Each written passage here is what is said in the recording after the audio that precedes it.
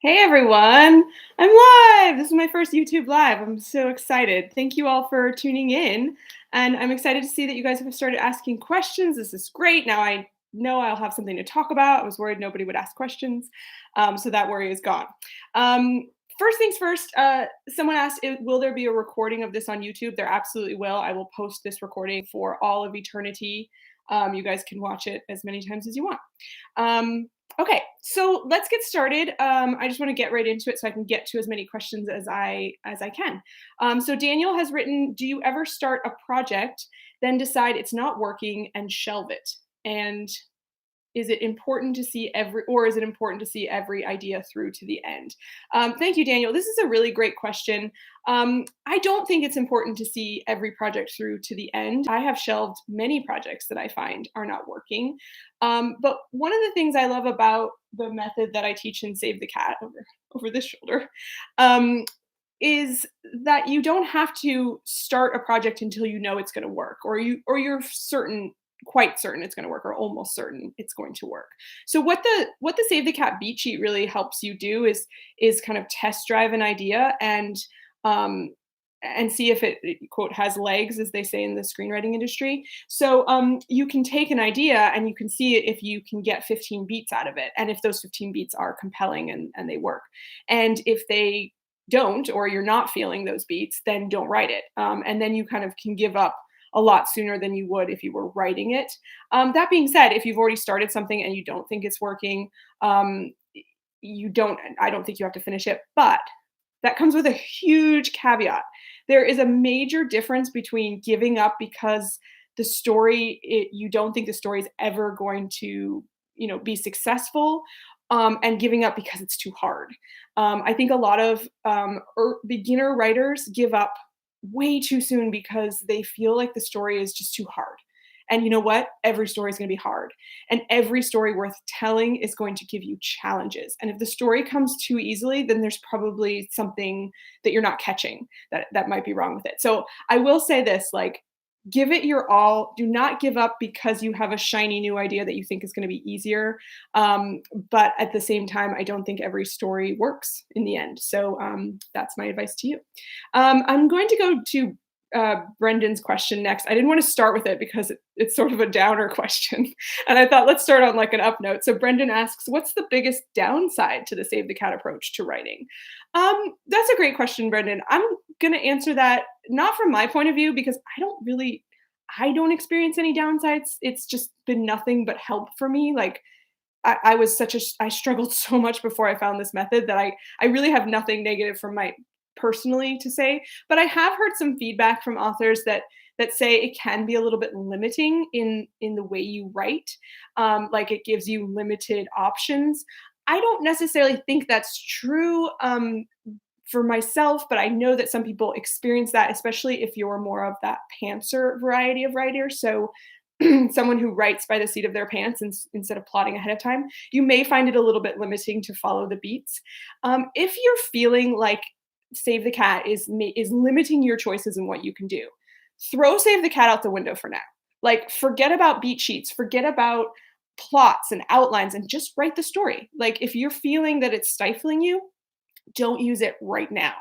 I say, and I emphasize this a lot in the book, is that Save the Cat is not there to like tell you the right way to write a book or the right process to write a book.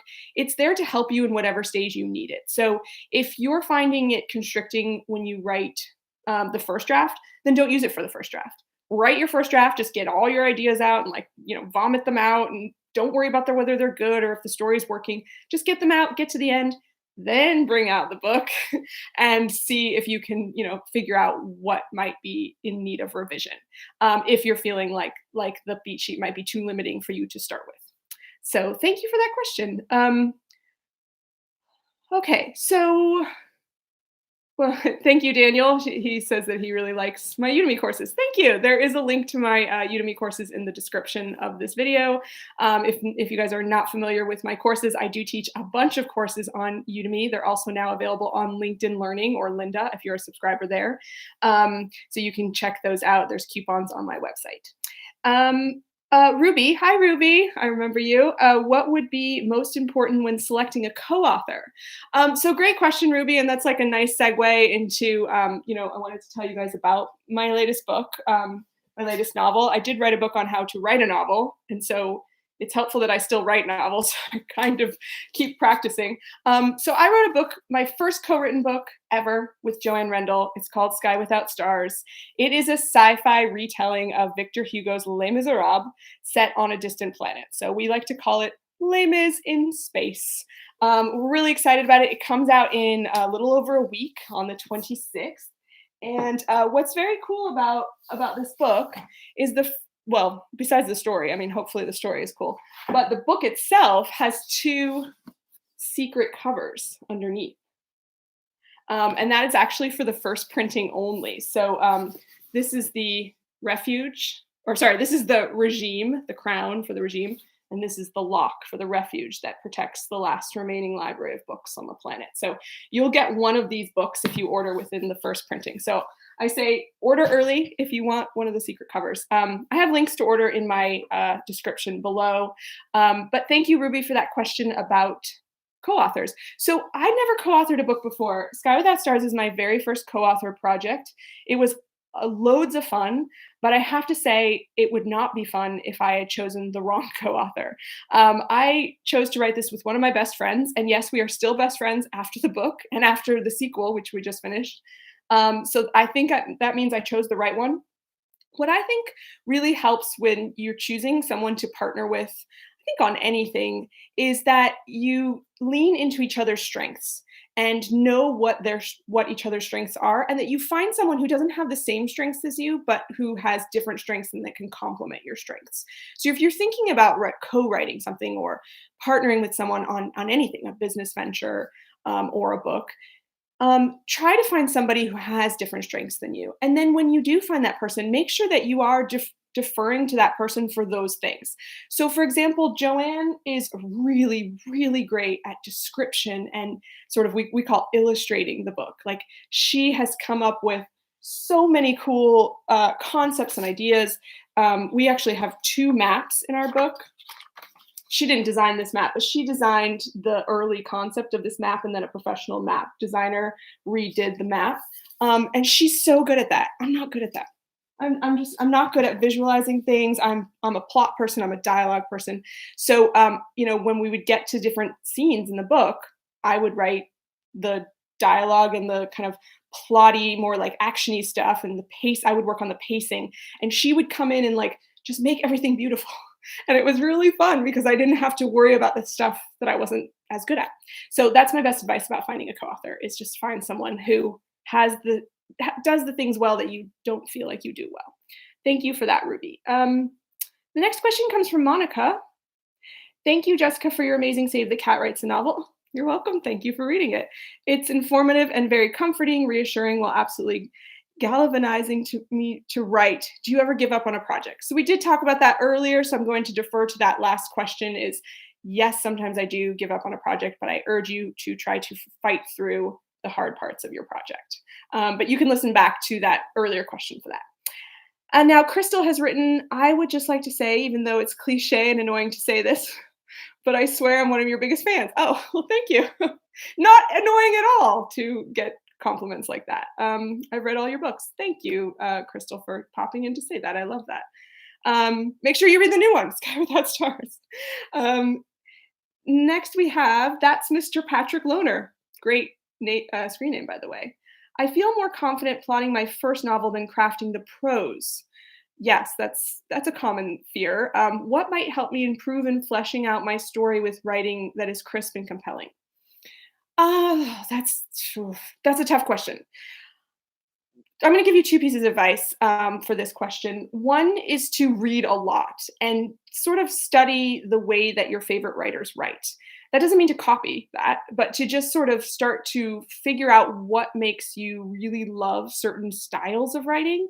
And I think by anything time you analyze something, it just helps you understand it better. So analyzing the writers that you love and why you love that kind of writing.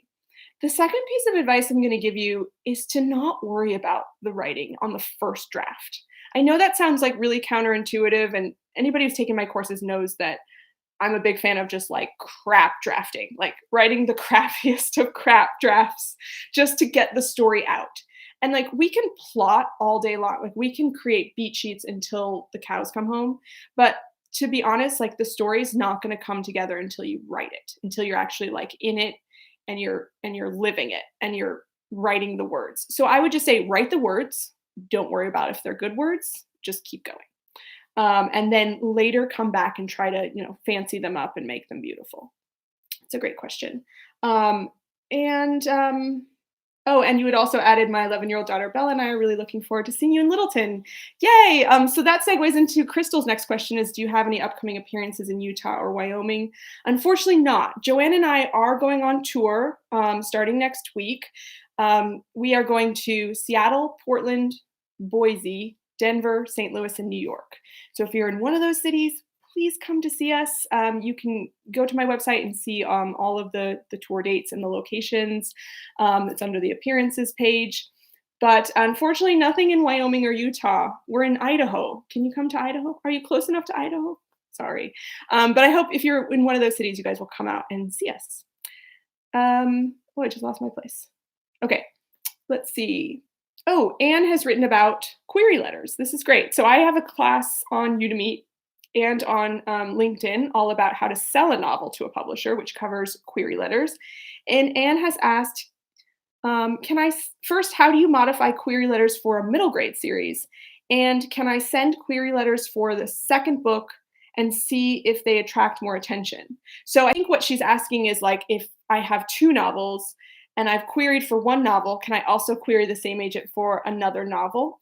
So I'll answer that part first, and then I'll go back to the middle grade part of the question. So absolutely, you can always query for more than one novel. I would always remind the agent that they are still considering the first novel you sent a query letter for, or if an agent has already turned down a query letter for the first novel, you can always email back and say, hey, I'm sorry this one wasn't right for you, but I do have another one, and here's the pitch, and you can go into the query letter from there.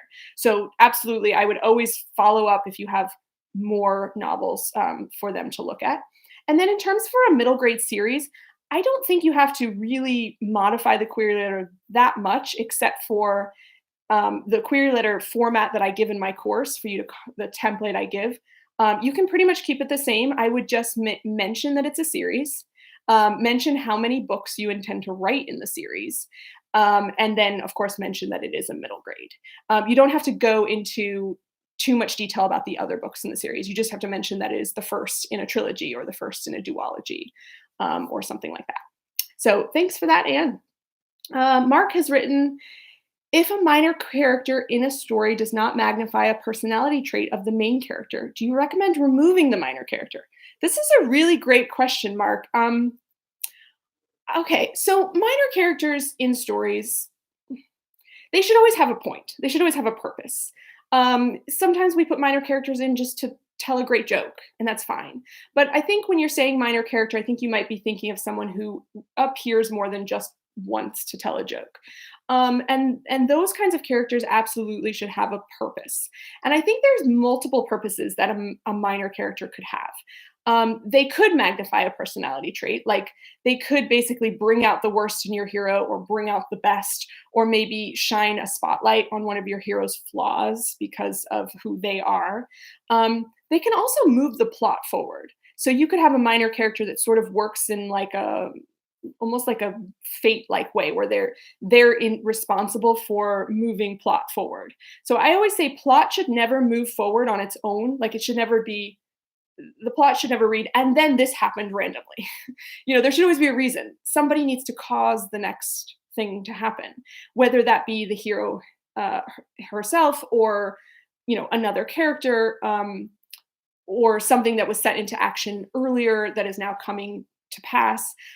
So that's something else a minor character could do.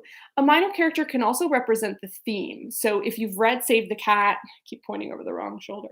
If you've read Save the Cat Writes a Novel, you know that theme is very important. And the hero must have a theme stated towards the beginning, where somebody states something that the hero has to learn by the end.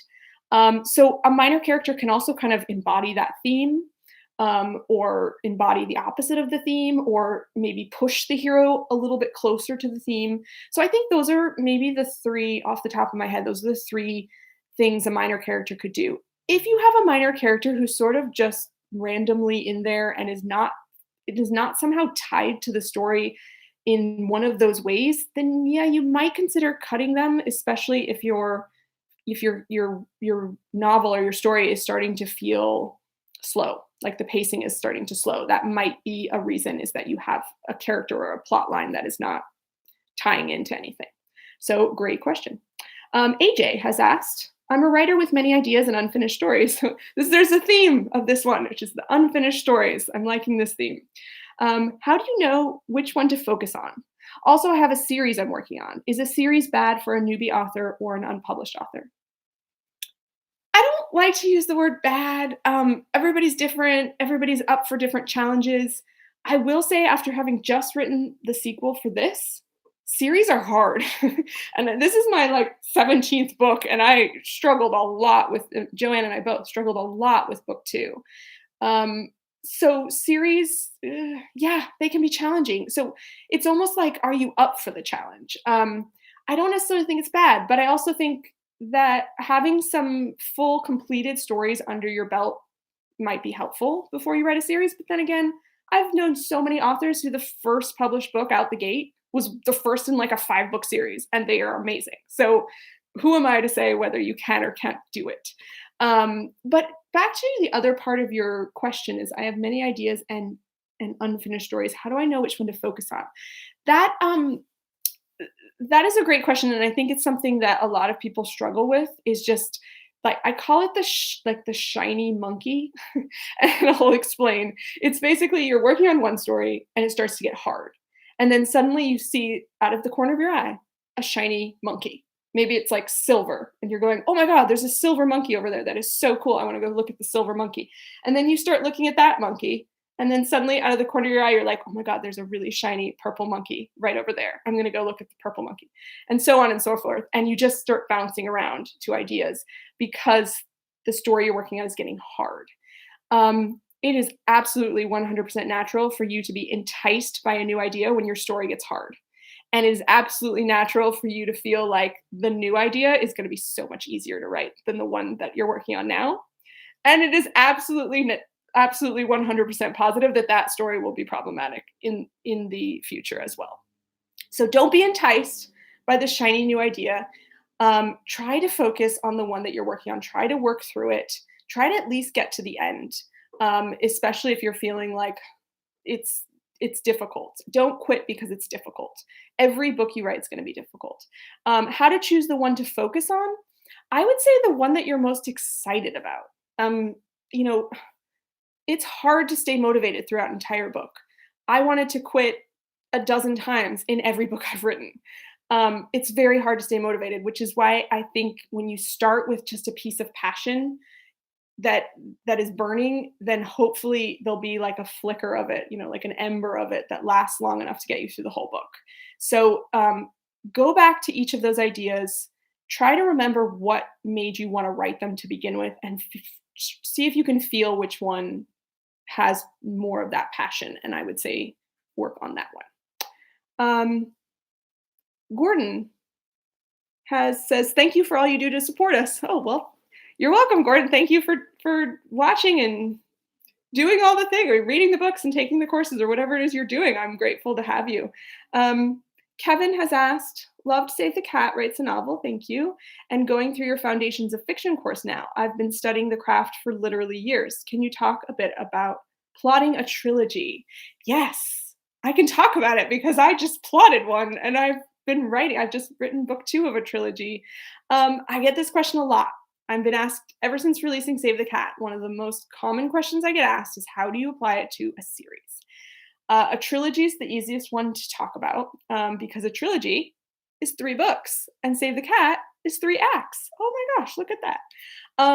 So really, I think that when you're writing a trilogy, the first book is basically the first act of your entire series. And the second book is the second act of your entire series. And the third book is the third act of your entire series. And that means, yes, that second books will probably end with a Dark Night of the Soul. There's a reason that second installments of trilogies are often the darkest ones. Like any of the Star Wars trilogies you watch, the Matrix trilogy, they end on these dark notes with maybe like a tad, like a little piece of hope. But it's because the second act is sort of the darkest place. It ends in a dark moment. And so if you study just movie trilogies, you'll see that a lot of times it ends on a not as hopeful note as the first one ended on. And that's because the first one, the first installment, a book or movie, usually is sort of the one that's leading up to kind of the heart of the story or the heart of the series. And then you've got fun and games, you've got bad guys close in, and then you've got and all is lost. And you leave the reader there. And then in the third book or the third installment is when you wrap it all up and kind of bring them out of their dark night of the soul and into their third act, their finale. So third books tend to be one giant finale. So just a quick note, if you're writing a 4-book series, it works very similarly where you would split the act 2 of the series into 2 parts. So the first book would be the first act. The second book would be the second act up until the midpoint. The third book would be the second act up until the Dark Night of the Soul, and the fourth book would be. I hope I said that right. The fourth book would be the finale. So that's my kind of quick and dirty, like how to write a trilogy. Obviously, it needs a lot more explanation. Maybe I'll write a book about it someday. But thank you for that, Gordon. Oh, sorry, that was Kevin. Thank you, Kevin. Gordon writes, should plot develop out of the needs and wants and flaws of characters, or should plot precede character identity? I think plot and character are just tightly interwoven. And I don't think you can really separate them out and say, this is the plot and this is the character. I think the plot drives the character and the character drives the plot.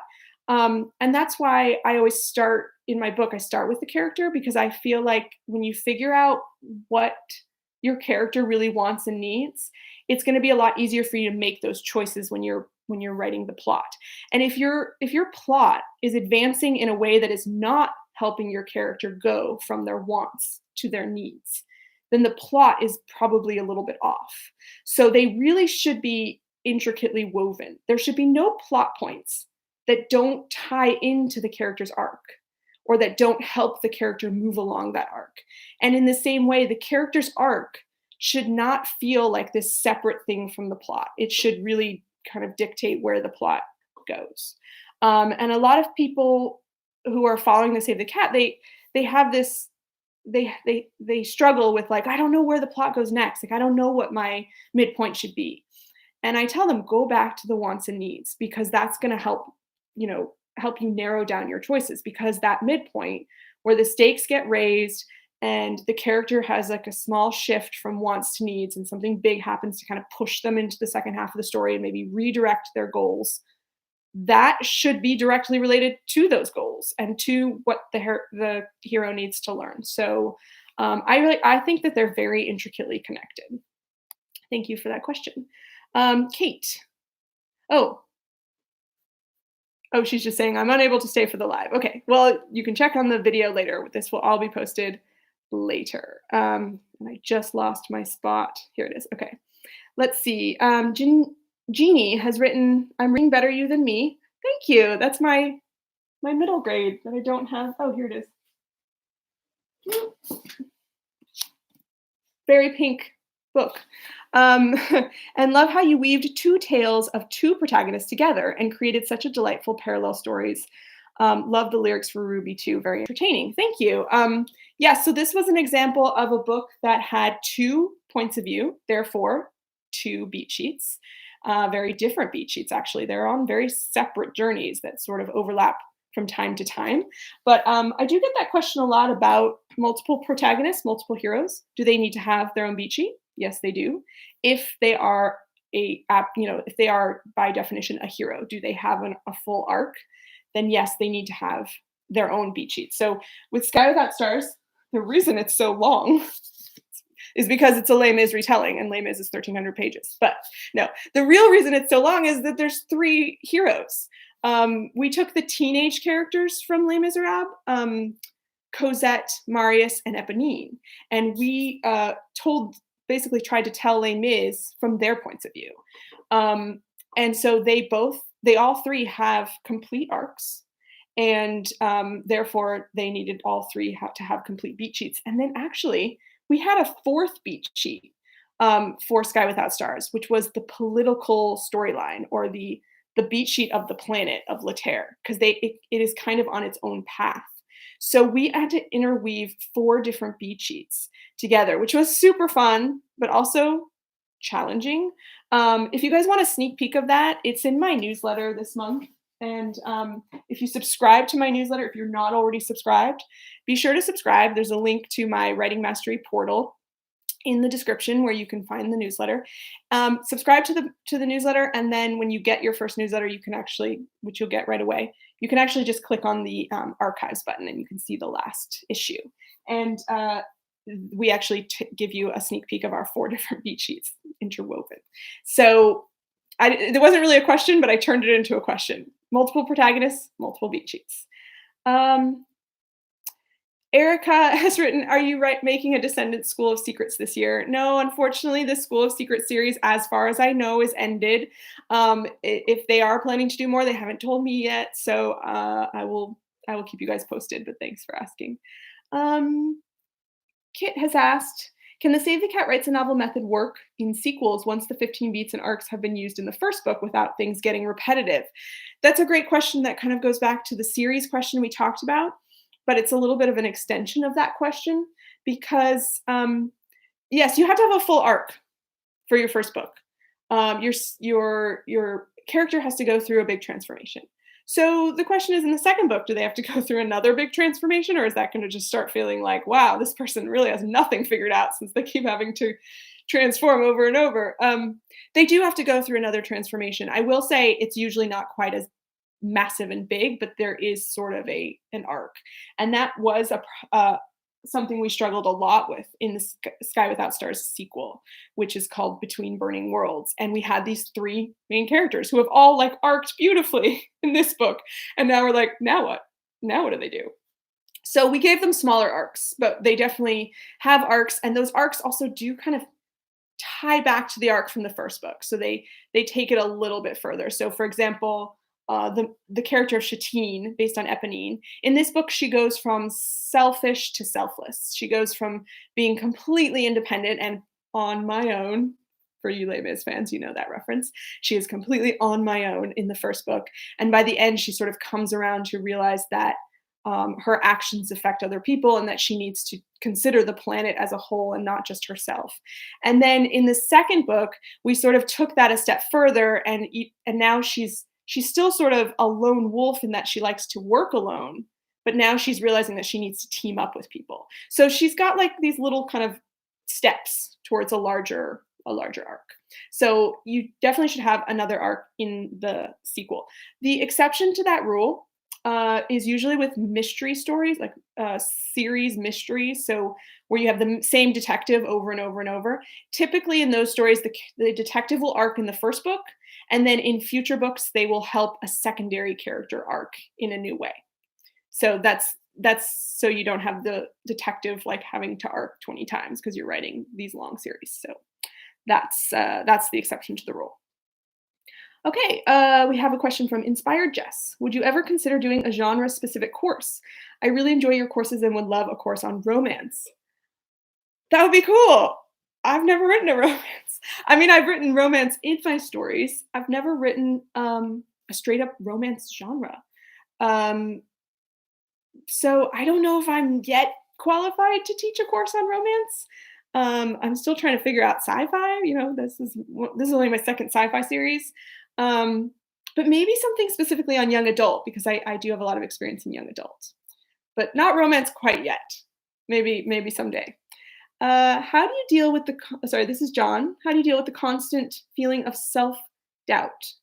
I'm trying to publish my book and I'm contacting agents right now and have only received 2 rejections so far. Ugh, the self-doubt. It's never ending, John. Like, I'm sorry to be the bearer of bad news. It doesn't end when you get published. It doesn't end when you get an agent. It doesn't end when you get published. It doesn't end when you become a bestseller. It doesn't end when you get a movie option. It just it just never ends. I think it's sort of the life of an author is that we're always doubting ourselves. That being said, it gets easier to deal with, and it gets easier to talk yourself around. I still doubt myself all the time. Every book, I'm like, this book's not going to work. This is going to be the one that ends me. This is going to be the one that exposes me as a fraud. I feel that with every book, and I feel like this is the one that my publisher's going to ask for their money back. It hasn't happened yet, knock on wood. But I think it's easier for me to not fall into the dark place of letting that feeling consume me, because the more you write, the more confident you become in your writing. The more books you finish, the more convinced you are that you can finish a book. Which is why I say try not to give up when things get hard, because that self-doubt that you can't finish is going to follow you to the next book. But if you push yourself to finish a book, even when it's hard, even if that book sucks and never sees the light of day and you will never show it to anyone, in your mind, you will always know that you finished it and that you did it. So when the next book comes around and it gets hard and you're going, I can't do it. I'm not good enough. I'm not going to ever finish this. There's also the other voice in your head that can kind of weigh in and say, but you did. Remember that last one you did finish it. So you are capable of doing it. And I think the more you do that, the easier it is to kind of counteract the self-doubt is I guess how I would say it. So it never goes away. It just gets easier to argue against. So that's great. And only 2 rejections. That's awesome. I hope it's only 2 for you forever. I've had about 100. So if there's more rejections, don't worry. The yes is coming. All it takes is one yes. Remember that. All it takes is one yes, and all of the rejections go away. Does this say Vanessa? I'm sorry if I'm pronouncing Vanessa.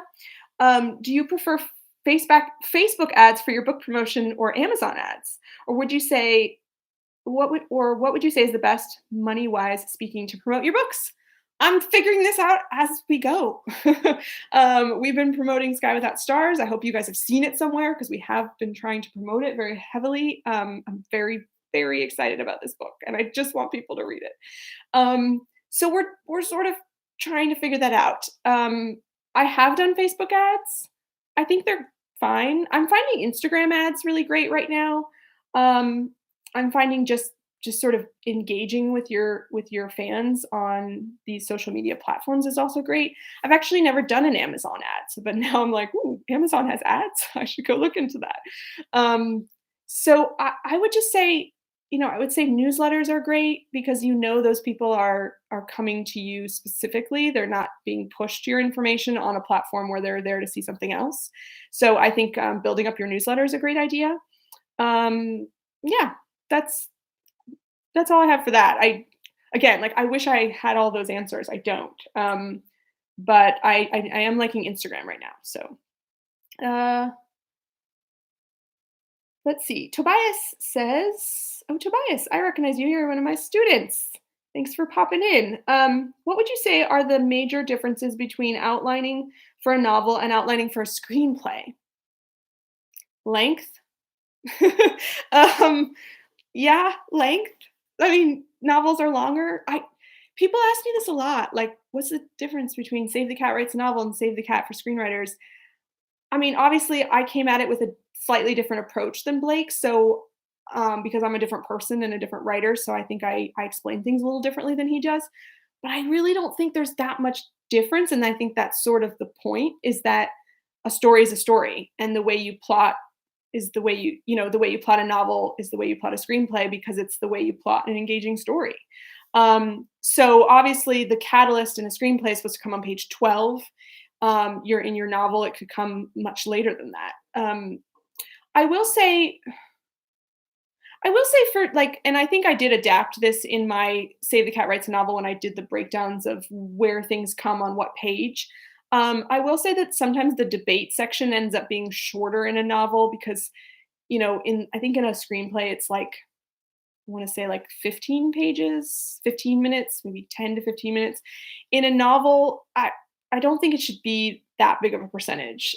It's just that's a long time for a character to debate. But obviously, it's just about length and just sort of moving the beats around. I don't think there's really a difference, which means if you've done a beat sheet for a screenplay, you could easily just turn it into a novel, and there you go.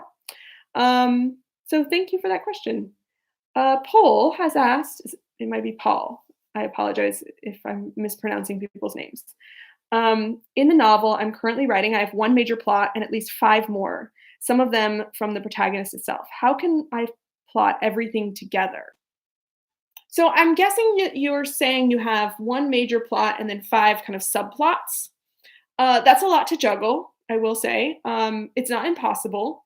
But the one thing that I think you need to ask yourself for each subplot, and this will also help you weave them together, is how is that subplot serving the theme?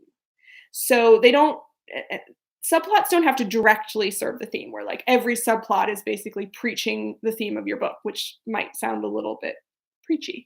But the subplot needs to in some way reflect the theme, or help the hero learn the theme, or move the hero towards the theme, or move the hero forward, kind of like the conversation we had about earlier about minor characters. It's the same with minor plots or subplots, is they all should sort of be interwoven with the general theme, which is always the question of, why are you telling this story? Why is this hero in this story, and why does this story matter? And all of those subplots should in some way engage with that. I don't know if you're writing YA, but Paul, but Morgan Matson writes YA novels, and she is an amazing subplotter.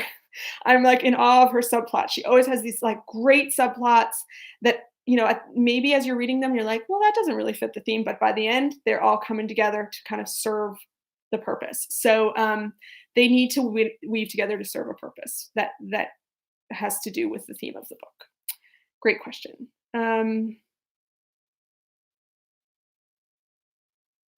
Okay, so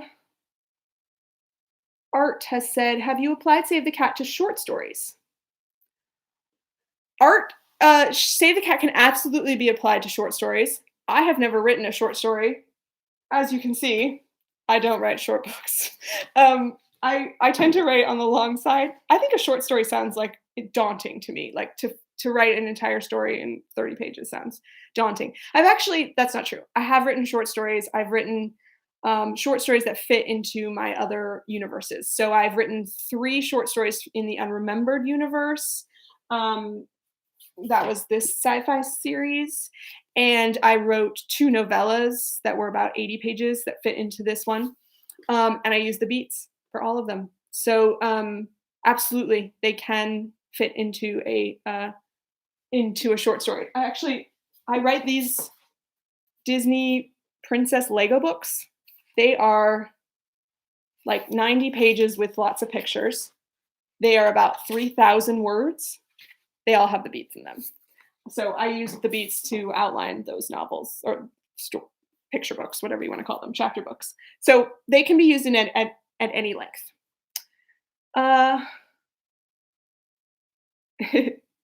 Okay, I'm just sorry. I'm just reading some of the reactions to some of my answers. Great. Oh, Tobias has asked, a while ago you put out a survey about beat sheet books. What are your plans for that survey? Oh no, I'm getting a follow-up. Yes, I did ask people what beat sheet they would want to read if I were to beat out another book. And I have those responses and I have them noted, and I am working on things. I'll just say that. I'm hoping to do more beat sheets. Right now I've been like really bogged down with promoting Sky Without Stars and writing the sequel, but in the future I'm hoping to write more beat sheets and share them with my newsletter subscribers. So if you want those beat sheets, make sure you subscribe to my newsletter. There's a link to my writing mastery portal in the description. Okay. So someone else has asked about short stories. We got to that. Karen has asked, how do you decide which conflicts immediately relate to your protagonist and which conflicts are more adjacent and less attached? Wow, Karen, I don't know. um, how do you decide which conflicts immediately relate to your protagonist and which conflicts are more adjacent and less attached? I'm trying to think of examples of that, of when I've used that. I think it's just a matter of balance. I think if every conflict is happening directly to the hero, it's probably going to just seem repetitive. But if you're interspersing it with conflicts that maybe um, are they don't seem directly related to the hero, but I think that they should all kind of come back to the main story. Like I don't think you should have a conflict kind of going on somewhere else in the world that doesn't eventually affect your hero, even if it doesn't seem like that at the time. So I'm just going to think of a bad example off the top of my head. Like if your hero is sort of like hiking in the woods and first they're attacked by a mountain lion, that's a direct conflict. And then in the next scene, they get word from another hiker that there is a snowstorm on the next mountain. So they're like, well, that doesn't affect me. But eventually that snowstorm's got to come. So it's sort of setting it up for a looming conflict. So I think that eventually all conflicts should come back to the story. Otherwise, sort of like why that conflict in this story? So good question. Thanks for stumping me, Karen. um, Paul has asked, have you read other screenwriting storybooks? What's your opinion on Into the Woods by John York? I have not read that one.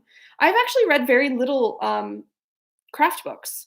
Except for Save the Cat. I found Save the Cat. It worked for me. I never really dove into a lot of other craft books. And then when I was writing Save the Cat Writes a Novel, I didn't want anything muddling my narrative. I didn't want other voices in my head, and I didn't want to accidentally like copy things or let it affect what I was writing. So I kind of tried to steer away from other craft books at that time, and that was 2 years of my life. So I'm sorry I'm not familiar with that one.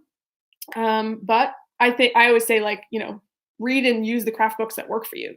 Absolutely. Like don't take anyone else's opinion on craft books. If they work for you, then that's great. Um, Jeannie has asked, how did you get your first book published, and can you share that experience with us? Yeah. It was a long process. I wrote a novel that never got published. I wrote a novel called Just Juliet way, way back. It was an adult fiction novel, and I tried to get an agent for it. Nobody really bid on it. And then I started a book that at the time was called Cheating Hearts, and it was about like a private detective that sort of investigates infidelity. And that got rejected all over town. But then I had an agent that actually really liked it, but didn't like the execution. She's like, I like this concept, but I feel like it would be better if you rewrote it like this. And she didn't ask me to rewrite it. She just said, I feel like it would be better. And so I took the initiative, which I always encourage my students of my, getting published class. Take the initiative when an agent gives you specific feedback. If you believe in that feedback and you agree with it, take the initiative to implement it. And so I immediately wrote back to that agent because I agreed with the feedback. And I said, I love this idea. If I rewrite 100 pages of it using your feedback, would you read it again? And she said yes. And so that was great. And then of course I had a fire lit under me. I was so excited. And I went and I rewrote the book with her feedback. And the feedback ended up being so great. I was so inspired by it that I wrote the 100 pages, I think, in like 2 weeks. I was on fire. And I sent it to her and she loved it. And she signed me on those 100 pages, which is pretty rare. Normally you get signed on a full book. And then I finished it under her guidance, and then we sold it. And we actually ended up selling that book in like 10 days or something. It was very fast, but it was, years to get to that point, and a lot of failure. So lots of rejections under my belt as well. Okay. Ravenclaw pride. Yes, I'm a Ravenclaw too. Yay, Ravenclaws. How do I plot a character-driven story? Thanks for your support and advice. So we talked a little bit about this earlier. I sort of don't believe in plot-driven and character-driven. I feel like they need to be really interlinked and interwoven. So character always drives plot, and plot always drives character. So every decision your character makes should be furthering the plot, and everything that furthers the plot should be indirectly directly related to your hero's goal. So I sort of think that it's a plot character um, like triad, or not triad. What's the word? Trinity. It's a plot structure character trinity, and I think they all need to guide and drive each other. So thanks for that question. And Teresa has asked, so we have about 15 minutes left of the hour, and I'm trying to get through as many questions as I can.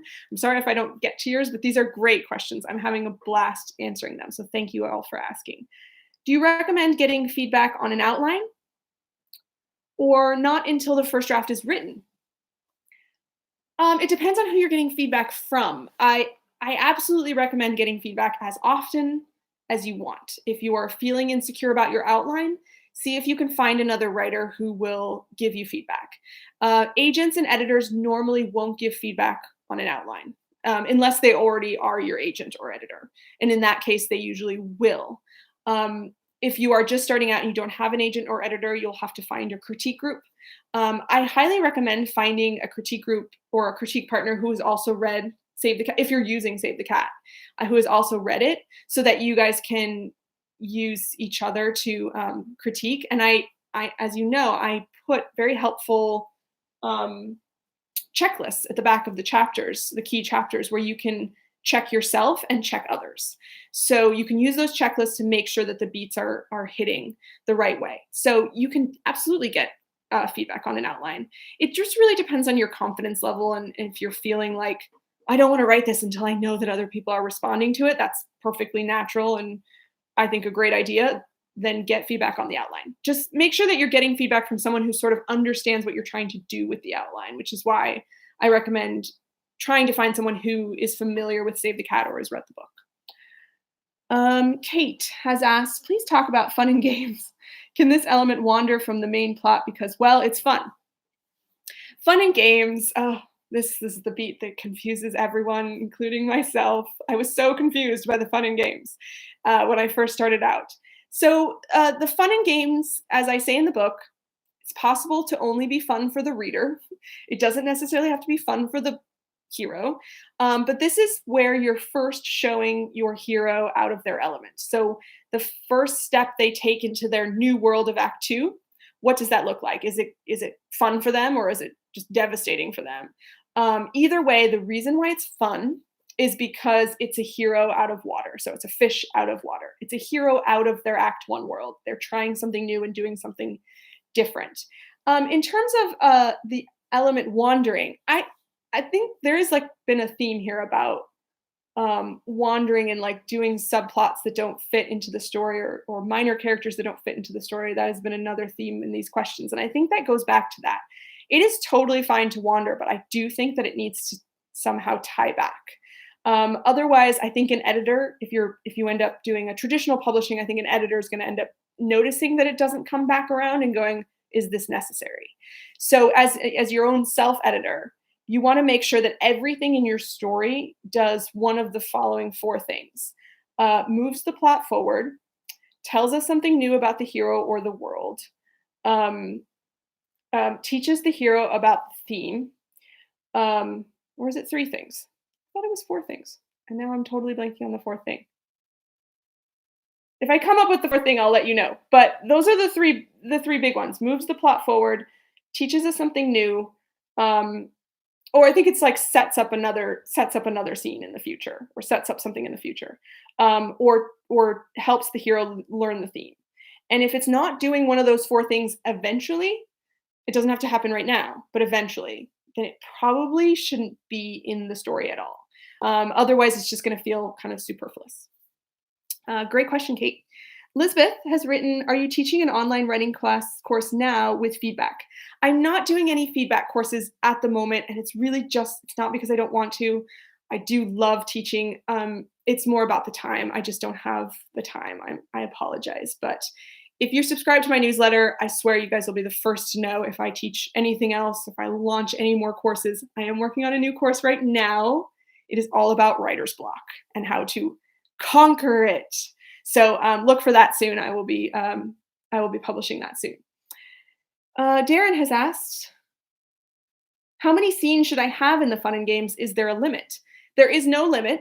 Uh, but at the same time, there is sort of that limit in terms of how long the beat should be. So if you have really small scenes that are like 2 pages each, you can have a lot more scenes in the fun and games. If you have really long scenes that take up 10 pages a piece, then you're going to have less scenes. I don't think there's like a set number because it really depends on how long your fun and games is, which depends on how long your novel is. So in Save the Cat Writes a Novel, also on my website in the Writing Mastery portal, which there's a link to below, I do have a beat sheet that you can download that has the percentages for each beat. So how long each beat should be.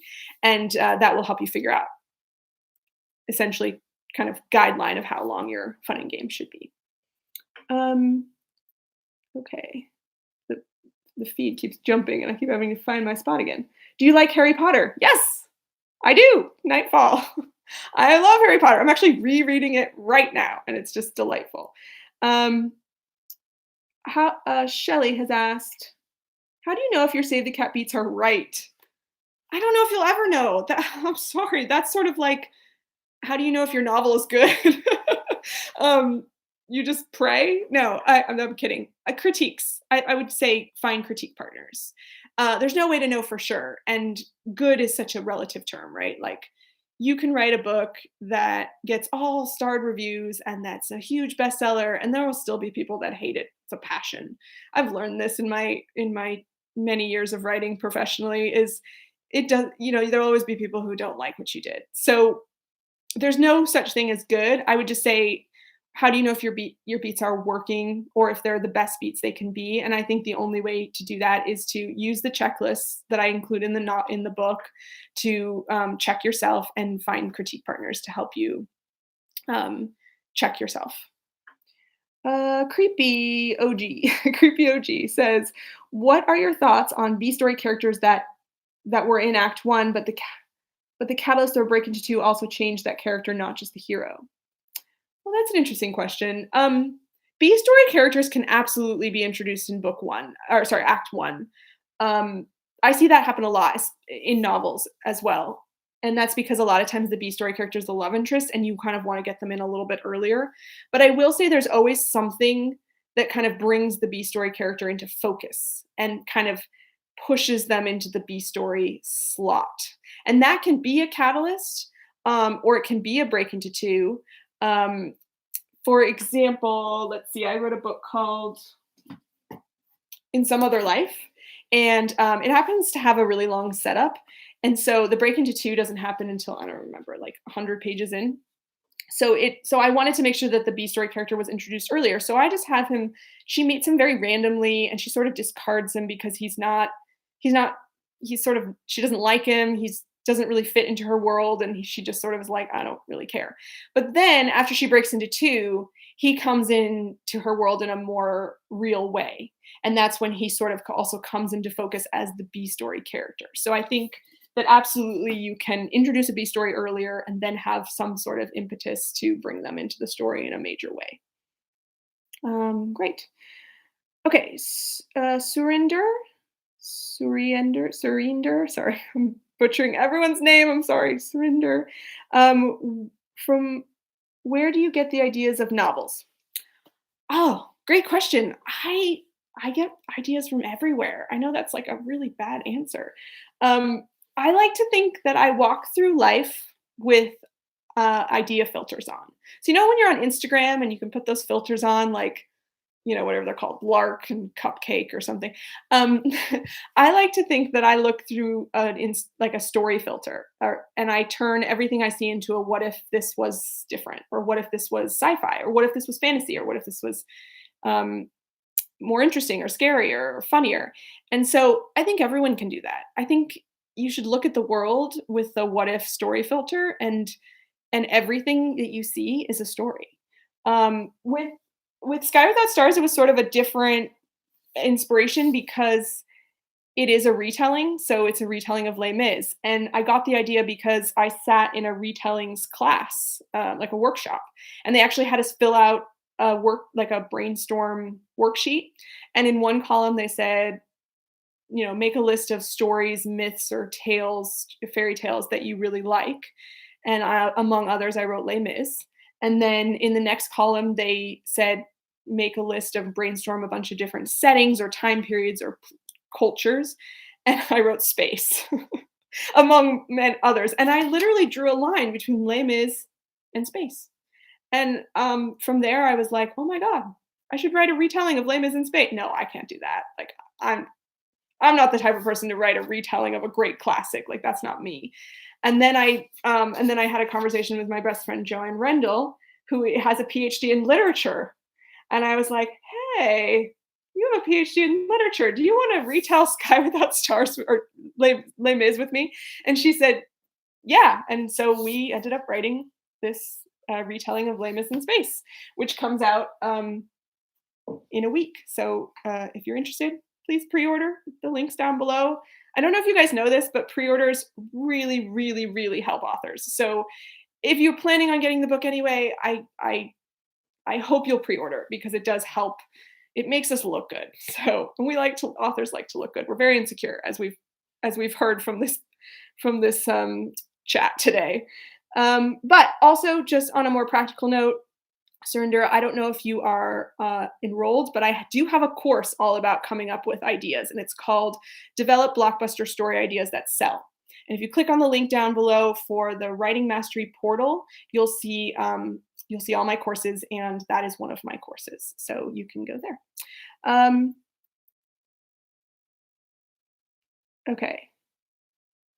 Shelly has asked, are there any services to get feedback on my book beat sheets if it's the first time I've used the Save the Cat? I don't do feedback, but savethecat.com does have, they're called master cats that will help you get feedback on your beat sheets. So visit savethecat.com and click on consultations, and you can pay to have your beat sheet reviewed by a professional master cat. So I definitely recommend doing that if you would like. Karen, oh, that absolutely answers my question. Thank you. It's nice to have the feedback. It is. I do sort of feel like I'm talking to a void right now, so it's nice to know that you guys are listening and that you are, getting something out of this. That's Mr. Patrick Loner says, early in your career, what was your approach to getting solid, effective critiquing of your writing? Critique groups, scribophiles, others. I'm embarrassed to say I never had a critique group. I know. I totally believe in them, and I think they're great, and if I were to go back in time, I would definitely join a critique group. I just didn't know about them. I think I was just such a novice. Like, you guys, I would have never been on a chat like this because I wasn't doing all the right things. I wasn't joining the communities and buying the books and, like, doing the online courses. We didn't even have online courses back then. So I'm grateful that you all have these tools to help you, and I definitely recommend critique groups, or at least a critique partner if you don't want to do a bigger group. Just someone whose opinion you really, really trust. And the best approach to getting that, to like meeting other writers, there's websites where you can, if you Google like how to find a critique partner, I can't think of the website right now, but there's a great website that gives you like 10 different ways to find critique partners. But the best way I've found of just meeting other authors and getting yourself out there is to go to writing conferences. So just Google writing conferences, and there's ones in every major city.